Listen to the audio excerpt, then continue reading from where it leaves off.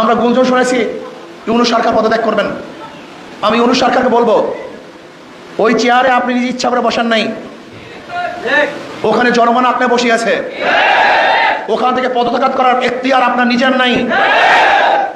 ওখানে যারা বসে আছে তাদের অনুমতি ব্যতীত, তাদের আশা এবং আকাঙ্ক্ষার প্রতিফলন ঘটানো ব্যতীত আপনি ইচ্ছা করলে সেখান থেকে চলে যাবেন। এটা আপনার শান এবং মানের সাথে সামঞ্জস্য হয় না। এটা আপনার শান এবং মানের খেলা। জনগণ তারা মুক্তি পাওয়ার জন্য, স্বাধীনতা অর্জন করার জন্য, শান্তি পাওয়ার জন্য, নিরপেক্ষ নির্বাচন উপহার দেওয়ার জন্য, বৈষম্য দূর করার জন্য, গ্রহণযোগ্য নির্বাচনের জন্য আপনাকে ওখানে বসিয়েছে। মানুষ সংস্কার চায়, সংস্কার করাবার জন্য আপনাকে বসিয়েছে। আপনি ইচ্ছা করলে পদত্যাগ করবেন, ইচ্ছা করলে ছেড়ে যাবেন, ইচ্ছা করলে গদি ত্যাগ করবেন। আমরা জানি আপনি চান না, কিন্তু এখানে চাওয়া এবং না চাওয়ার আপনার ব্যক্তিগত বিষয় নয়। আপনার ওখানে থাকা এবং না থাকা পুরো বাংলাদেশের জনগণের বিষয়, দেশের বিষয়।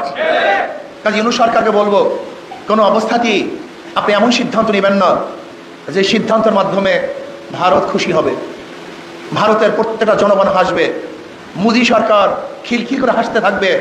এরকম সিদ্ধান্ত আপনি নেবেন না। বরং আপনি এরকম সিদ্ধান্ত নেন যার মাধ্যমে বাংলাদেশের মানুষ স্বাধীন হবে, স্বাধীনতা ভোগ করবে।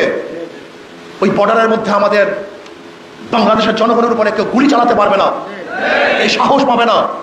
অন্যায়ভাবে বাংলাদেশের জমি দখল করার সাহস কেউ করবে না। আমরা দেখেছি ইদানিং আমাদের বিজেপিরাও সচেতন হয়েছে, তাদের সাহস বৃদ্ধি পেয়েছে।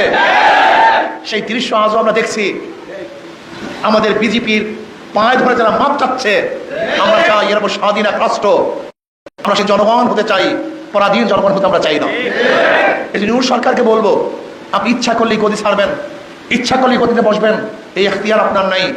জনগণ আপনাকে বসিয়েছে, জনগণের যখন ইচ্ছা হবে তখন ওখান থেকে আপনি নামতে পারবেন, আর জনগণের ইচ্ছার বাহিরে আপনি ওখান থেকে নামতে পারবেন না।